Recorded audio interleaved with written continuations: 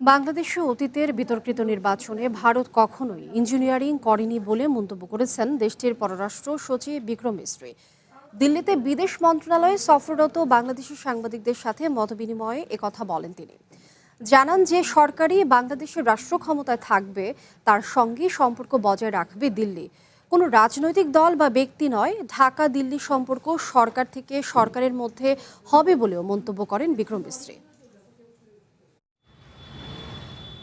তিস্তার পানি বন্টন, গঙ্গা চুক্তি নবায়ন, শেখ হাসিনার প্রত্যাবর্তন, পশ্চিমবঙ্গের নির্বাচন, জ্বালানি, ব্যবসা, ভিসা সহ নানা বিষয়ে সফররত বাংলাদেশের সাংবাদিকদের সাথে মুখোমুখি ভারতের পররাষ্ট্র সচিব বিক্রম মিস্ত্রি। ভিডিও ধারণের অনুমতি না মিললেও দিল্লির বিদেশ মন্ত্রণালয়ে খোলামেলা কথা বলেন তিনি।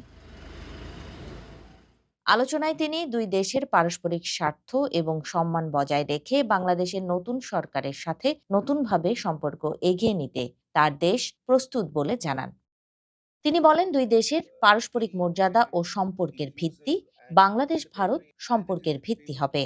বাংলাদেশ তার অগ্রাধিকার নির্বাচন করলে ভারত আলোচনায় বসতে কাজ করবে বলে জানান তিনি। এই লক্ষ্যে দ্বিপাক্ষিক নানা বিষয়ে বৈঠক আয়োজনে উদ্যোগ নেওয়া হচ্ছে বলেও জানান বিক্রম মিস্ত্রি। শেখ হাসিনার প্রত্যাবর্তন প্রসঙ্গে আলোচনার মাধ্যমে তার সমাধানের কথা বলেন বিক্রম মিস্ত্রি।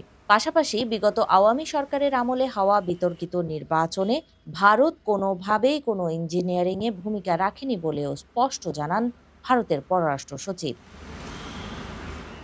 বাংলাদেশে বর্তমান সরকার জনগণের শক্ত সমর্থনে নির্বাচিত বলে মন্তব্য করে তিনি বলেন, দুই দেশের সম্পর্ক সরকার এবং জনগণের সাথে, কোনো দল বা ব্যক্তির সাথে নয়। পশ্চিমবঙ্গের নবনির্বাচিত সরকারের নানা বিতর্কিত বক্তব্য রাজনৈতিক উল্লেখ করে দ্বিপাক্ষিক কূটনৈতিক সম্পর্ককেই এগিয়ে রাখার কথা জানান তিনি।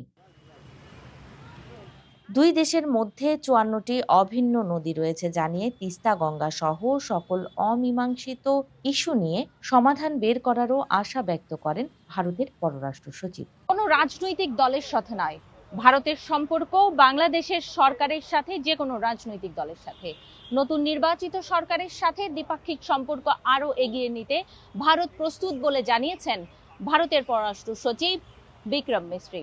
ঝুমি রহমান, ওয়ান নিউজ, নয়াদিল্লি, ভারত।